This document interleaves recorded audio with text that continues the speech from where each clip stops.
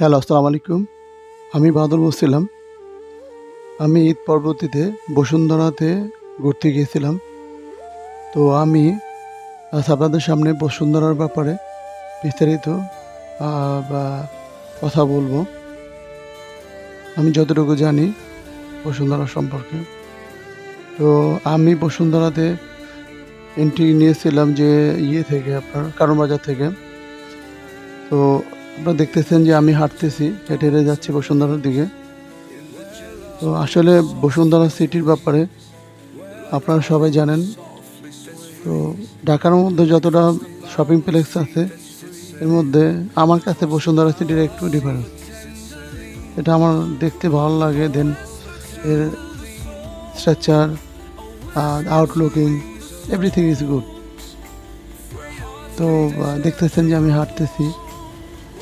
তো আমি আজকে বসুন্ধরার ব্যাপারে আপনাদের সাথে শেয়ার করব।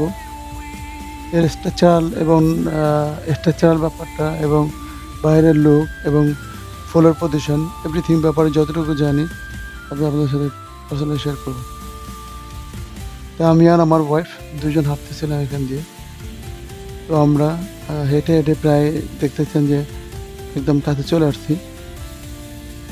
আপনারা দেখতেছেন যে সামনে ট্রাফিক জ্যাম আছে অনেকটা। তো আবার কিছু ভাইরা মোটরসাইকেলে বসে আছে, কিছু অটো বাইক আছে এখানে, অটোরিকশাও আছে। তো আমরা যখন ঢুকতেছিলাম যে সাইড থেকে, পূর্ব দিক থেকে, তখন ব্যাস ফ্রন্ট সাইডে বসুন্ধরাতে একটা ফয়ার আছে, যে এটারে আমরা বলি যে ওয়াটার বডি। তো আপনারা দেখতেছেন যে এখন লুকটা আমি দেখাচ্ছি যে বসুন্ধরা লোগোটা। আমি ঢুকতেছি এখান দিয়ে। বসুন্ধরা একদম ফ্রন্ট সাইডে সেটা হলো যে একদম একটা ওয়াটার বডি আছে, একদম বসুন্ধরা স্টার্টিং থেকে ইন পয়েন্ট পর্যন্ত। যা দেখলে পরে বসুন্ধরার ভিউটা একটু অন্যরকম মনে হয়। আসলে এই লুকটা বসুন্ধরাকে অনেক সুন্দর একটা লুক দিয়েছে। Water body is a very important part of structure and আউটলুকিং landscaping. আপনারা দেখছেন যে ওয়াটার বডিতে ফায়ার উঠছে, পানির ঝর্ণা যেটাকে আমরা বলি। দেখতে অনেক সুন্দর লাগছিল।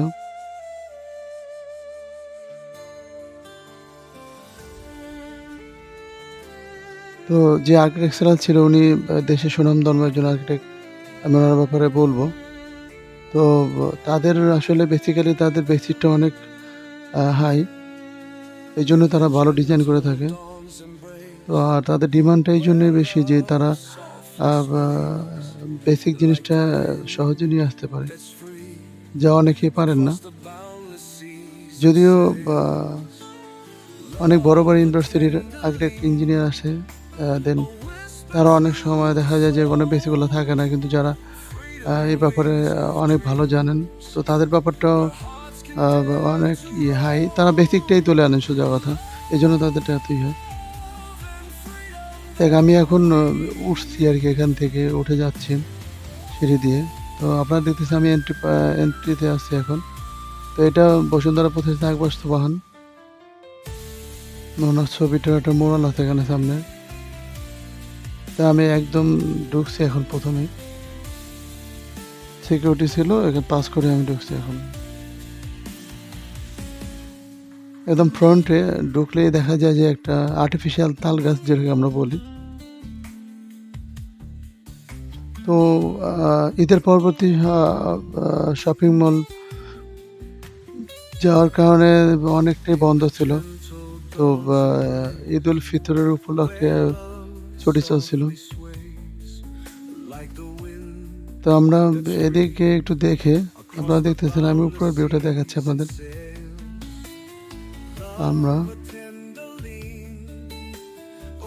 এটা হচ্ছে গ্রাউন্ড ফ্লোর, যেটাতে ওরা মার্বেল ইউজ করছে এবং দেখতে অনেকটা ভালো লাগে। দেবাকপুরের মতো একটা লুক দিয়েছে ওরা মার্বেল ডিজাইন করে ফ্লোরে। তো আমরা বাম দিক থেকে যাচ্ছিলাম। তো ভিভোর সাইড দিয়ে পশ্চিম দিকে আমরা ঢুকতেছিলাম। তো আমরা অলরেডি লিফটের সামনে, একদম পশ্চিম দিকে যে লিফটটা আছে ওটার সামনে। তো আমরা এখন লিফটের ভিতরে ঢুকতেছি।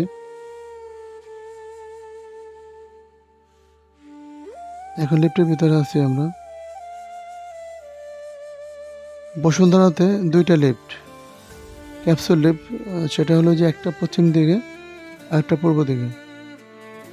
আর মাঝে একটা চলন্ত সিঁড়ি আছে, এসকেলেটর।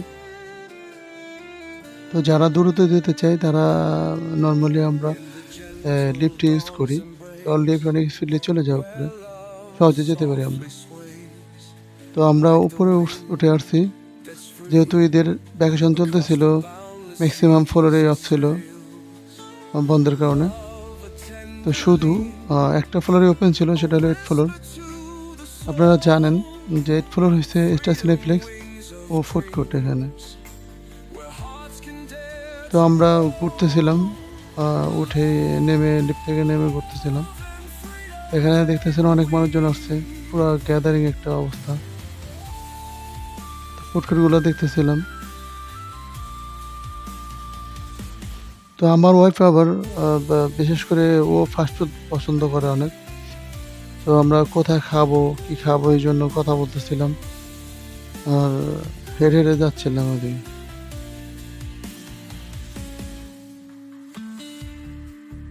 তো দেখতেছেন আমরা যে এখান দিয়ে ঘুরতেছিলাম।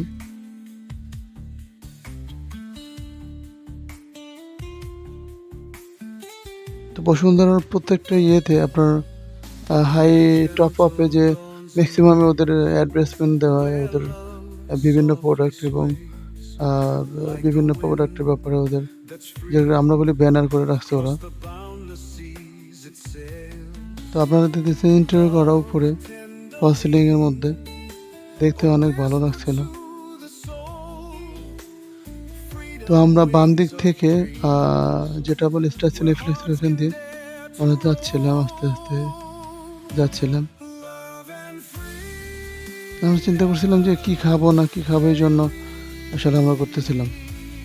যাক, আমি বসুন্ধরা সম্বন্ধে বলবো যে বসুন্ধরা সিটি শপিং মলটি ঢাকার পান্থপথে অবস্থিত একটি ১৯ তলা বিশিষ্ট ভবন কমপ্লেক্স, যার নির্মাণ শুরু হয়েছিল ১৯৯৮ সালে এবং সমাপ্ত হয় ২০০৪-এ। এই প্রকল্পের আর্কিটেক্ট ছিলেন মোস্তফা খালিদ পলাসার এবং মোস্তফা মোহাম্মদ ফয়েজউল্লাহ, যারা বিস্তার আর্কিটেক্ট প্রাইভেট লিমিটেডের সাথে যুক্ত ছিলেন। ভবনটি ১,৯১,২০০ বর্গফুট এলাকা জুড়ে বিস্তৃত, যেখানে ৮ তলা পর্যন্ত শপিং মল এবং উপরের তলাগুলোতে বসুন্ধরা গ্রুপের কর্পোরেট অফিস রয়েছে। নির্মাণ ব্যয় মেবি ছিল ম্যাক্সিমাম ১০০ মিলিয়ন মার্কিন ডলারেরও বেশি। ২০০৪ সালের ৬ আগস্ট এটি সর্বসাধারণের জন্য উন্মুক্ত করা হয়। ১৯ তলা বিশিষ্ট এই কমপ্লেক্সের মধ্যে ৮ তলা জুড়ে রয়েছে শপিং মল, যেখানে প্রায় ২,৩২৫টি, তার মানে ৩২৫টি দোকান ও ক্যাফেটেরিয়া রয়েছে।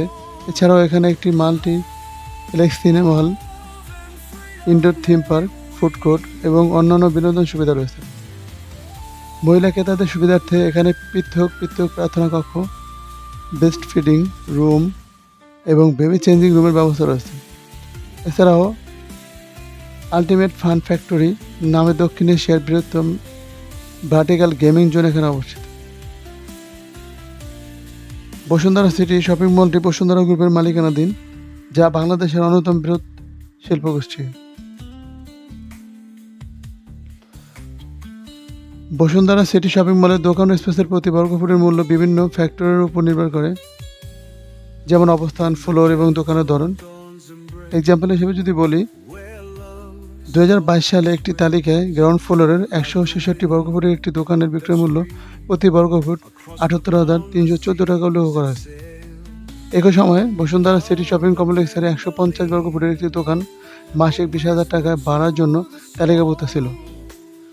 তবে এই তথ্যগুলো পুরনো হতে পারে এবং বর্তমান বাজার পরিস্থিতি পরিবর্তিত হতে পারে। সুতরাং সর্বশেষ এবং সঠিক মূল্যের জন্য সরাসরি বসুন্ধরা সিটি শপিং মলের ম্যানেজমেন্টের অফিসের সাথে যোগাযোগ করা বা বর্তমান তালিকাগুলো পর্যালোচনা করা উচিত, এবং তা যদি আপনি করেন তখনই আপনি সঠিক মূল্যটা বুঝতে পারবেন। তো এই ছিল বসুন্ধরা সিটি সম্পর্কে আমার জানা মতে আমি যতটুকু জানি। এই তো আমরা ঘুরতেছিলাম কি খাবো না কি খাবো এই ব্যাপারে। তো আমরা ঘুরে অ্যাটলিস্ট আমরা দোকান পেয়ে গেছি ভালো। তো আমার ওয়াইফ আবার এখানে খেত মাঝে মধ্যে আমরা যেতাম। তেমন একটা না বসুন্ধরাতে যাই না, কাজের ফাঁকে, ফাঁকে যাই। আমরা দুজনে জব করি। তো কাজের ফাঁকে যাই যখন ফ্রি থাকি। তো আরেকটু বলব যে বসুন্ধরা এটা পার ফ্লোরে আ কম বেশি করে লাইক যে পার ফ্লোরে আপনার ১০,০০০ থেকে ১৫,০০০ স্কয়ার ফিট এরিয়া আছে এখানে কম বেশি। প্রত্যেকটা ফ্লোর আলাদা, আলাদা ডিজাইন করা হয়। যার জন্য তো যাক আমরা ফুড কোর্টে পেয়েছিলাম তো ওখানে বসে গেছি। তো ইয়ে আমরা বসার পরে তো বসবো। তো বসার পরে আমরা খাবার অর্ডার করলাম। তো খেয়ে আমরা ঠিক বের হওয়ার চেষ্টা করলাম যে বের হয়ে যাব।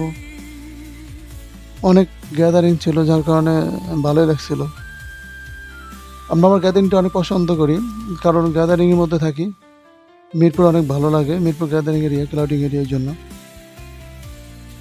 তো আমরা বের হওয়ার জন্য ট্রাই করছিলাম। উম অনেকে সেলফি তুলতেছে। অনেক বেবি বাচ্চা-কাচ্চা নিয়ে অনেক ফ্যামিলি আসছে।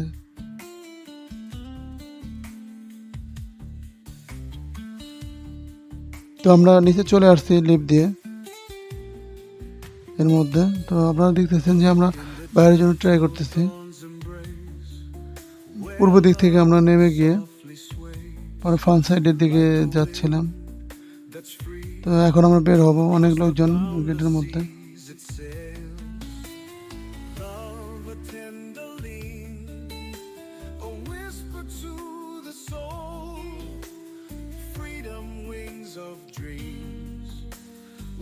তো আমরা একদম ফ্লোরে চলে আসছি, গ্রাউন্ড ফ্লোরে। এখানে অপ্পোর একটা শোরুম আছে এখানে। তো আমরা যাচ্ছিলাম একদম গেটের মধ্যে। আবার চলে আসছি যেখান থেকে গিয়েছিলাম ওইখানে গ্রাউন্ড ফ্লোরে। তো অনেক আপুরা বসেছিল এখানে।